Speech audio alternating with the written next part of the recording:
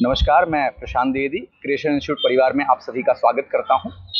और हमारी बात चल रही थी कंपैरिजन के ऊपर। तो कंपैरिजन पे हमने पहले भी काफ़ी बातें की और अलग अलग एंगल से अप्रोच करने की कोशिश की।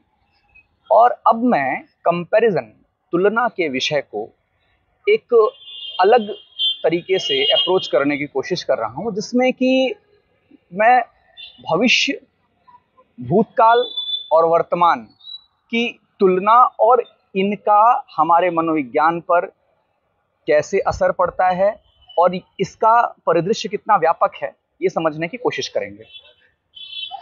जब आप लखनऊ की तरफ बढ़ेंगे और अवध की तरफ बढ़ेंगे तो वहाँ आपको अवध क्षेत्र की तरफ एक कहावत बड़ी आम कहने को मिलेगी, ज़्यादा नवाबी न झाड़ो, ज़्यादा नवाब न बनो।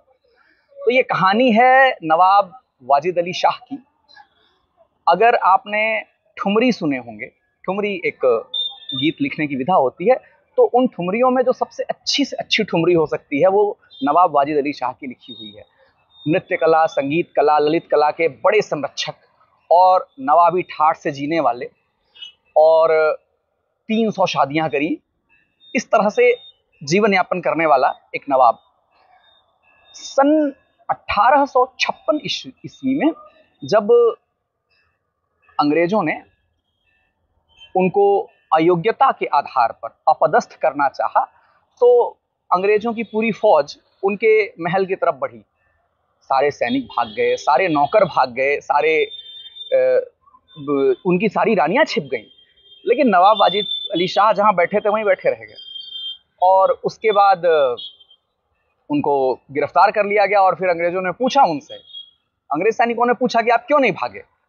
तो नवाब ने बताया कि मेरी जूतियां लेकर के आकर के मुझे पहनाने वाला जो नौकर था वो भाग गया था, और इसलिए मैं जूतियां पहन नहीं सका, इसलिए मैं भाग नहीं सका।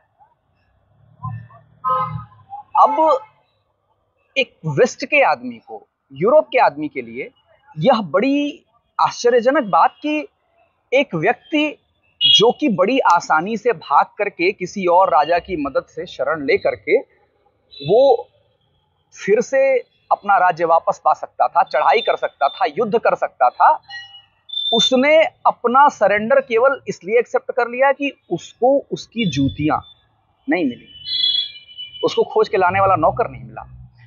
अब अगर आप इसका तुलनात्मक अध्ययन करें तो आप पाएंगे कि जब अधिकतर लोग, कई लोग आपको ऐसे मिल जाएंगे जिनके पास पुश्तैनी संपत्ति रही होती है, पुश्तैनी जागीर रही होती है, कोई पुश्तैनी महल या पुश्तैनी कोठी होती है, वो उसके नाम पर अपने आप को किसी खानदान का बताते हैं, किसी जगह का बताते हैं, किसी उसका बताते हैं और कहते हैं कि हम तो उस खानदान से हैं, हम तो उस खानदान से हैं।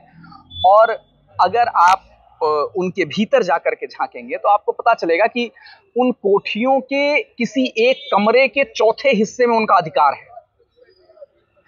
और उनकी ग्रोथ न होने का सबसे बड़ा कारण उनका अपनी वर्तमान स्थिति को अनुभव न करना, रियलाइज न करना और अपनी किसी पुराने याद और किसी पुराने वैभव समृद्धि के रस में डूबे रहना, यानी कि अतीत की मनभावन स्मृतियों में डूबे रहना और वर्तमान की जो चुनौतियां हैं उनसे मुंह फेर लेना। ये उनके एक पूर्वाग्रही चरित्र को बताता है, जिसमें वो लगातार अपनी तुलना अपने जो भूतकाल में उनका वैभव था, समृद्धि थी, उससे करते रहते हैं और ये काम वो लगातार करते रहते हैं। इसी क्रम में आप देखेंगे कि कुछ लोग अपनी मतलब अगर आप एजुकेशन सिस्टम में आप थोड़ा ऑब्जर्व करें तो कुछ बच्चे जो कि 10th में टॉपर होते हैं वो फिर 12th में टॉपर नहीं हो पाते हैं। कुछ बच्चे जो स्कूल एजुकेशन में तो टॉपर होते हैं लेकिन फिर वो कॉम्पिटिटिव एग्जाम्स में जाके फेल कर जाते हैं।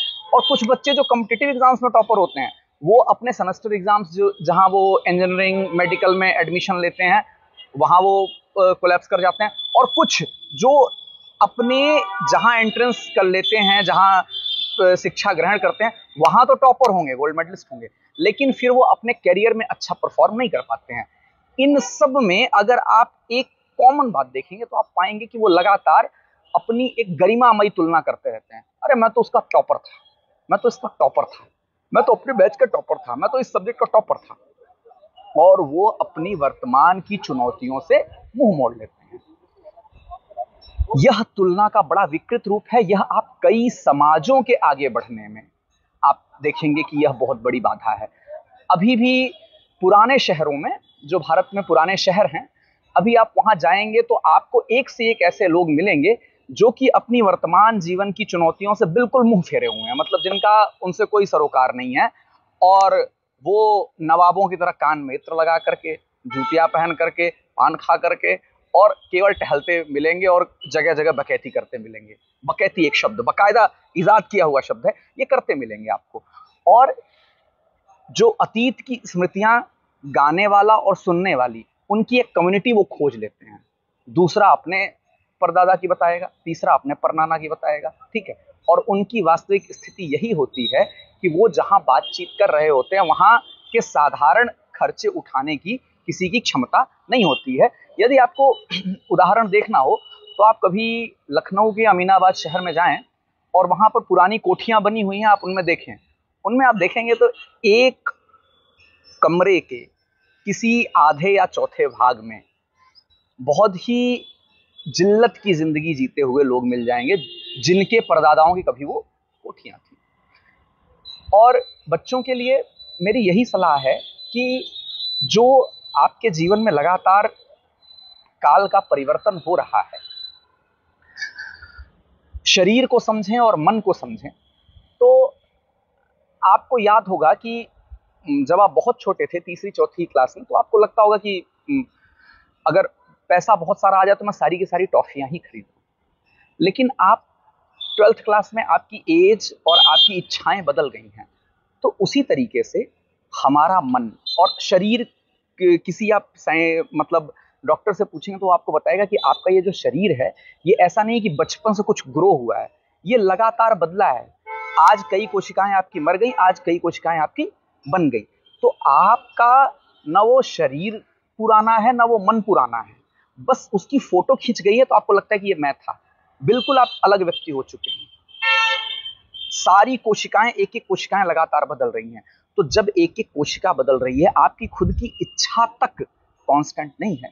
ऐसे वक्त में किसी इतिहास की स्मृति में आपने कोई टेस्ट टॉप कर लिया होगा, बहुत पॉसिबल है, आपने कोई एग्जाम टॉप कर लिया होगा, आपने कोई क्लास टॉप कर ली होगी, लेकिन अगली परीक्षा तो छोड़िए, अगला टेस्ट तो छोड़िए, आज के दिन की चुनौतियां बिल्कुल अलग है। आज अगर आपने अपनी क्लास में सही उत्तर दिया तो आप आज के टॉपर हैं। और मैं टॉपर को बहुत आदर्श नहीं मानता हूं कि टॉपर बहुत अच्छी चीज होती है, लेकिन बस एक जनरल टर्म है, तो मैं समझाने के क्रम में कह रहा हूं कि आपको, अगर आप कभी बेहतर थे तो इस गुमान में स्मृतियों का रस मत लेते रहिए। आपको रोज टॉप करना है, अपने जीवन में रोज एक्सीलेंस की ओर बढ़ना है। अगर आप दौड़ रहे थे, अच्छे धावक थे, आज आपने 10 सेकंड में रेस कंप्लीट की है, 15 सेकंड में रेस कंप्लीट की है, तो कल उसमें आधे सेकंड की कमी होनी चाहिए, आपकी स्पीड और बढ़नी चाहिए। अगर आज आपने क्लास में 3 सवालों के सही जवाब दिए तो कल आपको 4 सवालों के सही जवाब देने हैं। और यह रोज रोज की जो अपने आप को बेहतर करने की जिद है, जिन देशों ने अपनाई है, जिस समाज ने अपनाई है और जिस बच्चे ने अपनाई है, वो अपने जीवन में लगातार बेहतर करता जाता है। और आपका पतन उसी दिन से शुरू हो जाता है जिस दिन आप अपने इतिहास की स्मृतियों में रस लेने लगते हैं, अपने अतीत की स्मृतियों में रस लेने लगते हैं। उसका सीधा मतलब है कि आप अपनी वर्तमान की चुनौतियों से मुंह चुरा रहे हैं। तो कभी भी अपने इतिहास की तुलना अपने वर्तमान से करके अपना जीवन खराब न करें, लगातार बेहतर होने की कोशिश करें। लेकिन इस क्रम में मैं एक और बात कह दूं, तो क्या हमें इतिहास से का कोई उपयोग नहीं है? बिल्कुल है, बिल्कुल है। अगर आप अपनी पिछली बातों का विश्लेषण नहीं करेंगे तो आप आगे बढ़ नहीं पाएंगे। लेकिन मेरी बात को समझें, इतिहास की स्मृतियों में रस लेकर के वर्तमान की चुनौतियों से मुंह मोड़ना बिल्कुल वैसा है जैसे कि आप गाड़ी ड्राइव तो कर रहे हैं लेकिन पीछे देख करके ड्राइव कर रहे हैं। ये है इतिहास से चिपक जाना। अब कहिए इतिहास का उपयोग क्या है? इतिहास का उपयोग रियर व्यू जो मिरर होता है उसकी तरह है कि आपको लगातार उस मिरर में देख करके सीखते हुए आपको लगातार आगे बढ़ना है। धन्यवाद।